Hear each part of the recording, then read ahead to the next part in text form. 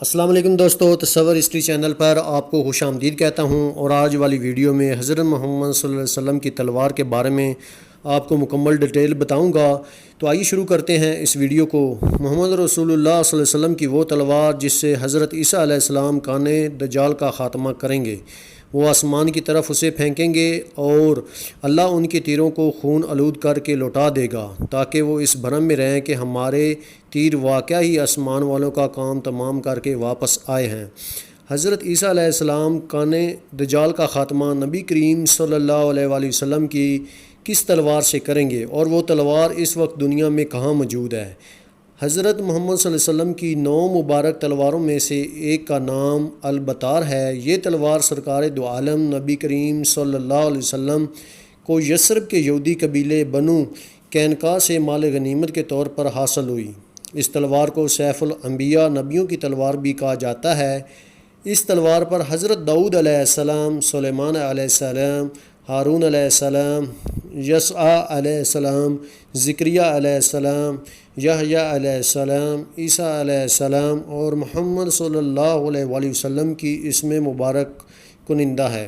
یہ تلوار حضرت داؤد علیہ السلام کو اس وقت مال غنیمت کے طور پر حاصل ہوئی جب ان کی عمر 20 سال سے بھی کم تھی۔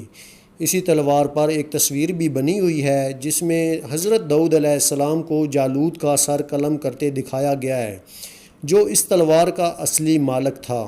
تلوار پر ایک ایسا نشان بھی بنا ہوا ہے جو بترا شہر کے قدیمی عرب باشندے البادیون اپنی ملکیتی ایشیا پر بنایا کرتے تھے۔ بعض روایات میں یہ بھی بات ملتی ہے کہ یہی وہ تلوار ہے جس سے حضرت عیسیٰ علیہ السلام اس دنیا میں واپس آنے کے بعد کانے دجال کا خاتمہ کریں گے اور دشمنان اسلام سے جہاد کریں گے۔ تلوار کی لمبائی 101 سینٹی میٹر ہے، اور آج کل یہ تلوار ترکی کے مشہور زمانہ عجائب گھر توپ کاپی استنبول میں محفوظ ہے۔ دجال کے خاتمے کے بعد حضرت عیسیٰ علیہ السلام اس حال میں ہوں گے کہ اچانک اللہ تعالیٰ کی طرف سے ان کے پاس یہ وحی آئے گی کہ میں نے ایسے بندے پیدا کیے ہیں جن سے لڑنے کی قدرت و طاقت کوئی نہیں رکھتا، تم میرے بندوں کو جمع کر کے کوہ طور کی طرف لے جاؤ اور ان کی حفاظت کرو۔ پھر اللہ تعالیٰ یاجوج ماجوج کو بظاہر کرے گا جو بلند زمین کو پھلانگتے ہوئے اتریں گے اور دوڑیں گے۔ ان کی تعداد اتنی زیادہ ہوگی کہ جب ان کی سب سے پہلی جماعت بئر طبریہ سے گزرے گی تو اس کا سارا پانی پی جائے گی۔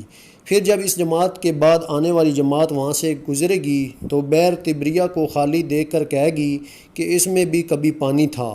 اس کے بعد یاجوج ماجوج آگے بڑھیں گے یہاں تک کہ جبل خمر تک پہنچ جائیں گے، جو بیت المقدس کا ایک پہاڑ ہے، اور ظلم و غارت گری، اذیت رسانی اور لوگوں کو پکڑنے قید کرنے میں مشغول ہو جائیں گے، اور پھر کہیں گے کہ ہم نے زمین والوں کی ختم کر دیا، چلو آسمان والوں کا خاتمہ کر دیں۔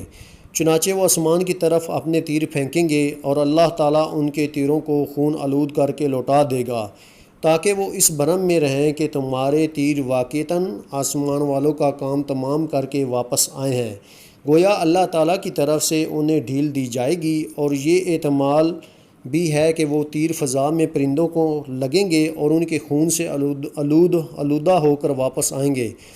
پس اس میں اس طرح اشارہ ہے کہ دجال کا فتنہ زمین تک ہی محدود نہیں رہے گا، بلکہ زمین کے اوپر بھی پھیل جائے گا۔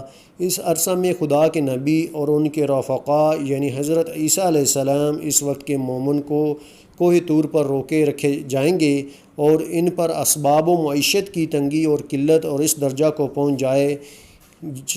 جائے گا کہ ان کے لیے بیل کا سفر تمہارے آج کے 100 دیناروں سے بہتر ہوگا۔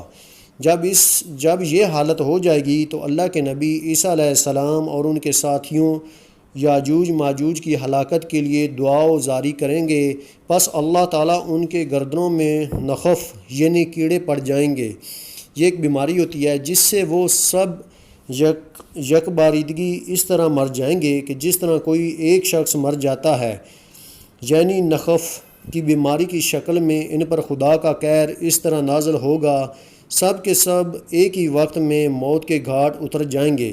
اللہ کے نبی اور ان کے ساتھی اس بات سے آگاہ ہو کر پہاڑ سے اتر جائیں گے اور انہیں زمین پر ایک بالشت کا ٹکڑا بھی ایسا نہیں ملے گا جو یاجوج ماجوج کی چربی اور بدبو سے خالی ہو۔ اس مصیبت کے دفع کے لیے حضرت عیسیٰ علیہ السلام اور ان کے ساتھی اللہ تعالیٰ سے دعا کریں گے، تب اللہ تعالیٰ اونٹ کی گردن جیسی لمبی گردنوں والے پرندوں کو بھیجے گا جو یاجوج ماجوج کی لاشوں کو اٹھا کر جہاں اللہ کی مرضی ہوگی اٹھا کر پھینک دیں گے۔ اور ایک روایت میں یہ بھی ہے کہ وہ پرندے ان لاشوں کو فیبل میں ڈال دیں گے۔ فیبل دراصل یہ ایک جگہ کا نام ہے جو بیت المقدس کے علاقہ میں واقع ہے۔ دوسرے معنی گڑھے کے ہیں اور وہ مسلمان یاجوج ایک معنی پہاڑ سے گزرنے کے ہیں۔ ماجوج کے کمانوں، تیروں اور ترکشوں کو 7 سال تک چلاتے رہیں گے، پھر اللہ تعالیٰ ایک زوردار بارش بھیجے گا جس سے کوئی بھی مکان، خواہ وہ مٹی کا ہو یا پتھر کا ہو، خواہ صوف کا ہو، نہیں بچے گا۔ وہ بارش زمین کے دھو کر آئینہ کی طرح صاف کر دے گی۔ پھر زمین کو حکم دیا جائے گا اپنے پھلوں یعنی اپنی پیداوار کو نکال اور اپنی برکت کو واپس لا۔ چنانچہ زمین کی پیداوار اس وقت اس قدر بابرکت اور ربا افرات ہوگی کہ 10 سے لے کر 40 آدمیوں تک کی پوری جماعت ایک انار کے پھل سے سیراب ہو جائے گی، اور اس انار کے چھلکے سے لوگ سایہ حاصل کریں گے۔ نیز دودھ برکت دی جائے گی، یعنی اونٹ اور بکریوں کے تھنوں میں دودھ بہت زیادہ ہوگا، یہاں تک کہ دودھ دینے والی ایک اونٹنی لوگوں کی ایک بڑی جماعت کے لیے کافی ہوگی۔ دودھ دینے والی ایک بکری آدمیوں کی ایک چھوٹی سی جماعت کے لیے کافی ہوگی۔ بہرحال لوگ اس طرح کی خوشحال اور امن اور چین کی زندگی گزار رہے ہوں گے۔ اللہ تعالیٰ ایک خوشبودار ہوا بھیجے گا جو ان کے بغل کے نیچے کے حصوں کو پکڑے گی، یعنی اس ہوا کی وجہ سے ان کے بغلوں میں درد پیدا ہوگا۔ پھر وہ ہوا ہر مومن اور ہر مسلمان کی روح قبض کر لے گی۔ صرف بدکار اور شریر لوگ دنیا میں باقی رہ جائیں گے جو آپس میں گدھوں کی طرح مخلط ہو جائیں گے، اور انہی لوگوں پر قیامت قائم ہوگی۔